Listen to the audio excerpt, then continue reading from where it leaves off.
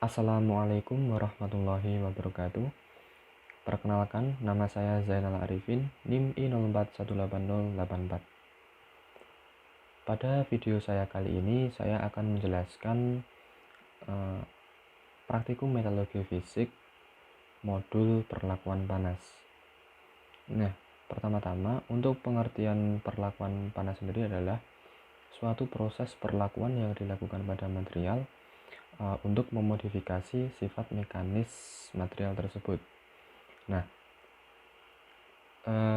bentuk dari memodifikasi sifat mekanis material tersebut bisa berupa pengerasan pada material tersebut maupun bahkan untuk melunakkan material tersebut atau mengembalikan sifat mekanis material tersebut seperti semula. Nah, untuk jenis-jenis perlakuan panas sendiri ada beberapa jenis, diantaranya adalah yang pertama annealing, yang kedua quenching, yang ketiga normalizing, yang keempat tempering, dan yang kelima adalah surface hardening. Nah, untuk praktikum kali ini jenis perlakuan panas yang akan digunakan adalah proses quenching dan proses tempering. Nah, untuk proses quenching sendiri pengertiannya adalah proses mendinginkan suatu material dari suhu austenisasi menggunakan larutan pendingin, dapat berupa air atau larutan pendingin yang lain. Nah, kemudian untuk proses tempering sendiri adalah proses pemanasan pada suatu material di bawah suhu austenisasi dan kemudian didinginkan pada suhu ruangan. Nah, namun untuk praktikum kali ini selain dua proses tersebut ada satu perlakuan panas lagi, yaitu proses kontrol, atau di mana nanti material akan dipanaskan pada suhu austenisasi dan kemudian akan didiamkan atau didinginkan di dalam suhu tunggu. Untuk lebih jelasnya dapat melihat pada presentasi berikut. Namun sebelum menuju ke presentasi, bahan yang akan digunakan pada praktikum kali ini adalah baja karbon rendah dan baja karbon sedang. Baik, mari kita menuju ke presentasi berikut ini supaya lebih jelas. Nah, ini merupakan gambar dari spesimen yang akan kita gunakan, di mana di atas ini merupakan baja karbon rendah dan di bawah ini merupakan baja karbon sedang. Langsung saja menuju ke prosedur percobaan. Jadi untuk yang pertama itu prosedur percobaan pada baja karbon rendah. Pertama-tama, baja karbon rendah dibagi menjadi 3 spesimen. Kemudian langkah berikutnya, masing-masing spesimen tersebut dipanaskan hingga suhu austenisasi, yaitu 1020 derajat Celcius selama 4 jam. Kemudian, dari ketiga spesimen tadi, spesimen yang pertama itu dilakukan proses kontrol, yaitu setelah dilakukan austenisasi, kemudian spesimen tersebut didinginkan di dalam tungku. Kemudian spesimen yang kedua itu dilakukan proses austenisasi, yaitu setelah dilakukan austenisasi, kemudian spesimen tersebut di-quenching dengan air. Dan spesimen yang terakhir itu dilakukan proses tempering, yaitu setelah dilakukan austenisasi dan quenching dengan air, kemudian spesimen tersebut ditempering pada suhu 650 derajat Celcius dan kemudian didinginkan pada suhu ruangan. Setelah itu, ketiga spesimen tersebut diuji metalografi dan diuji keras dengan menggunakan metode Vickers. Kemudian untuk baja karbon sedang kita cukup menggunakan satu spesimen saja. Kemudian untuk langkah yang pertama yaitu dipanaskan hingga suhu austenisasi dengan cara carburizing. Dan yang kedua dilakukan quenching dengan air. Dan yang terakhir yaitu dilakukan uji metalografi dan uji keras Vickers. Baik, setelah dilakukan prosedur seperti sebelumnya, maka didapatkan hasil sebagai berikut. Untuk baja karbon rendah dapat kita lihat untuk struktur mikro baja karbon rendah proses kontrol adalah seperti ini. Dan kemudian yang tengah ini merupakan struktur mikro baja karbon rendah proses austenisasi, dan yang paling kanan ini adalah struktur mikro baja karbon rendah proses tempering. Nah, kemudian juga didapatkan nilai kekerasan yaitu seperti ini, dan jika di rata-rata maka kekerasan tertinggi dimiliki oleh baja karbon rendah proses austenisasi, kemudian diikuti baja karbon rendah proses kontrol, dan yang terakhir adalah baja karbon rendah proses tempering.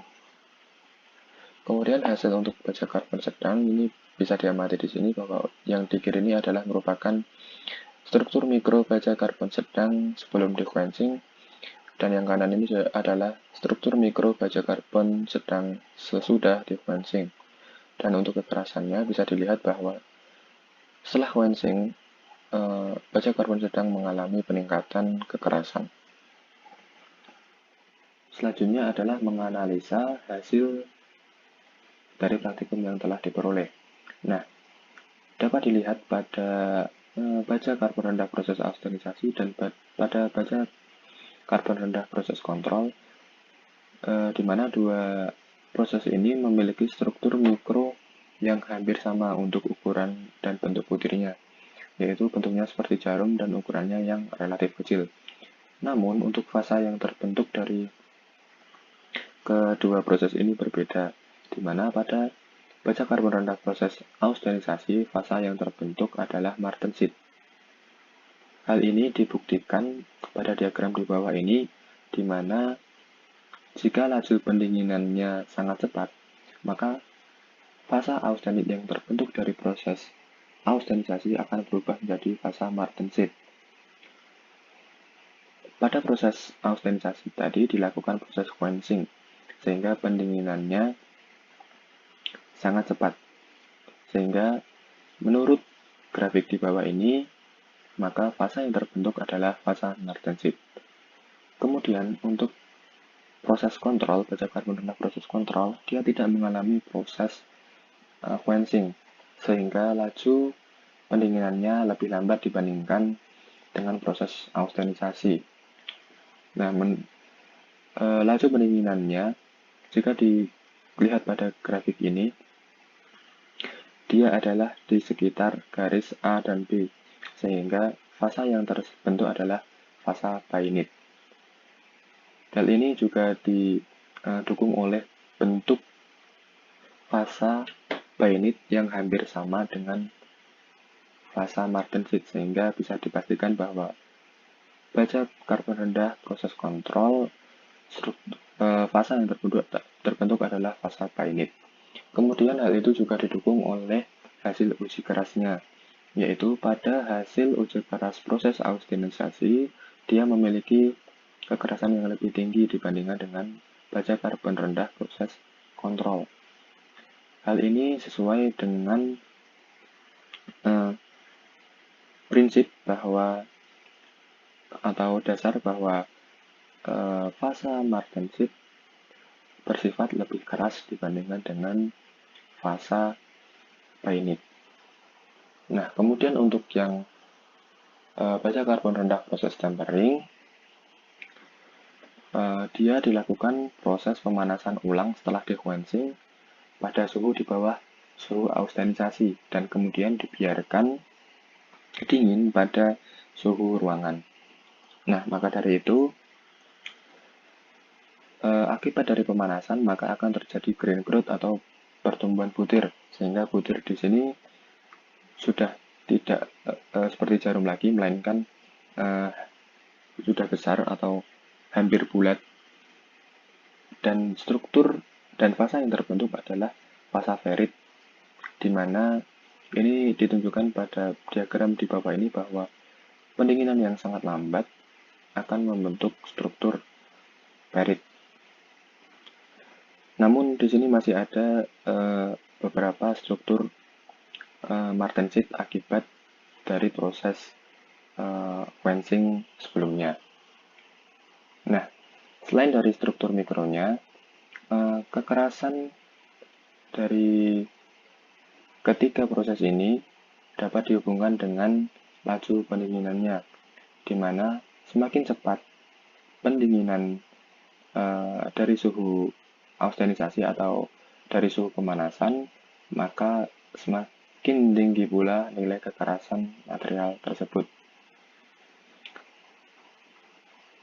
Di mana pada saat proses quenching terjadi pendinginan yang sangat cepat, sehingga didapatkan nilai kekerasan yang sangat tinggi, dan saat air cooling atau saat tempering atau didinginkan dengan suhu ruangan, di mana laju pendinginannya sangat lambat, maka nilai kekerasannya adalah yang paling kecil.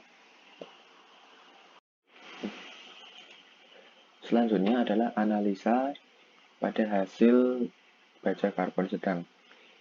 Di sini dapat kita lihat pada struktur mikro baja karbon sedang sebelum di-quenching terdapat struktur perlit dan struktur ferrit, di mana struktur perlit ditunjukkan pada bagian yang berwarna gelap dan ferrit ditunjukkan pada bagian yang berwarna terang. Nah, kemudian setelah dilakukan carburizing dan quenching, maka akan terbentuk struktur mikro seperti ini, di mana di bagian atas berwarna gelap dan di bagian bawah berwarna terang.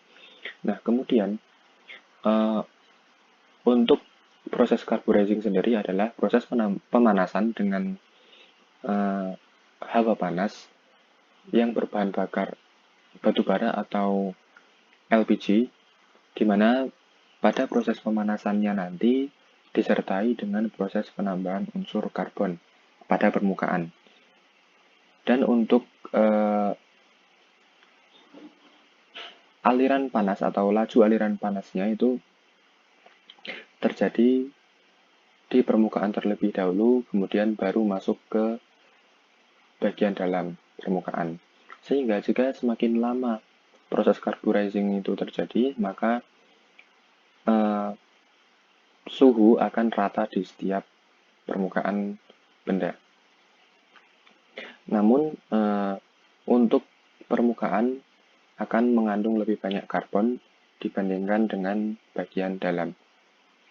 Nah, maka dari itu, berdasarkan gambar ini, kita dapat menganalisa bahwa bagian luar atau bagian atas ini mendapatkan cukup banyak karbon, sedangkan di bagian dalam masih sedikit mendapatkan karbon. Sehingga pada saat proses quenching, maka pada bagian permukaan yang mengandung banyak karbon ini akan terbentuk banyak martensit dengan ditandai daerah yang berwarna gelap. Dan di bagian bawah ini, karena hanya sedikit karbon yang terdapat di bawah, di dalam permukaan atau di bawah permukaan, maka hanya sedikit fasa martensit yang terbentuk, dan sebagian masih berbentuk ferrit. Nah, maka dari itu, karena adanya perbedaan perbandingan fasa martensit antara permukaan dan bagian dalam, menyebabkan hasil uji kekerasan pada material baja karbon sedang setelah di-quenching memiliki selisih yang relatif jauh, yaitu di mana nilai tertingginya yaitu 577,4 dan nilai terendahnya adalah 443,7. Sehingga diperoleh selisih sebesar 100 HV pada nilai kekerasan baja karbon sedang setelah di-quench.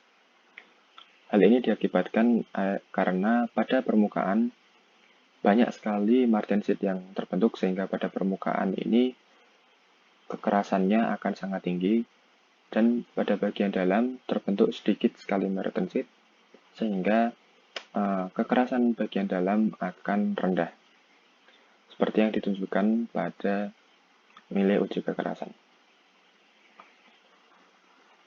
Namun, jika terlalu banyak karbon pada material, maka proses perubahan fasa austenit menjadi martensit juga tidak akan maksimal dan akan menyebabkan adanya austenitisa pada material tersebut, sehingga pengerasan tidak akan maksimal. Berdasarkan analisa dan praktikum yang telah dilaksanakan, dapat disimpulkan bahwa proses heat treatment sangat mempengaruhi struktur mikro suatu material, di mana selanjutnya struktur mikro tersebut akan mempengaruhi sifat mekanis suatu material.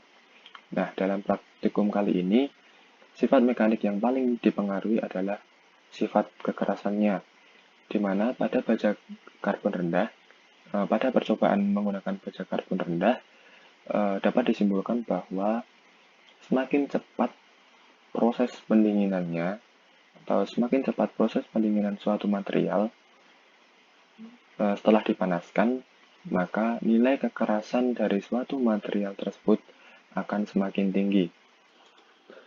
Dan berdasarkan analisis dari baja karbon sedang, dapat kita simpulkan bahwa semakin banyak kandungan karbon di dalam baja, maka akan semakin banyak fasa martensit yang akan terbentuk. Sehingga kekerasan dari baja tersebut juga akan semakin tinggi. Namun, jika kandungan karbon pada baja karbon itu terlalu tinggi, maka pembentukan martensit dapat menjadi tidak maksimal, karena jika terlalu tinggi kandungan karbonnya, maka akan menyebabkan terbentuknya austenit sisa, di mana hal itu akan menyebabkan struktur martensit tidak terbentuk secara maksimal, sehingga kekerasan yang diperoleh pun tidak akan maksimal. Demikian penjelasan mengenai praktikum metalurgi fisik modul perlakuan panas. Apabila dalam penyampaian saya banyak sekali kekurangan dan kesalahan, saya mohon maaf. Kritik, saran, dan masukan sangat saya harapkan supaya bisa menjadi lebih baik untuk kedepannya. Sekian dari saya. Wassalamualaikum warahmatullahi wabarakatuh.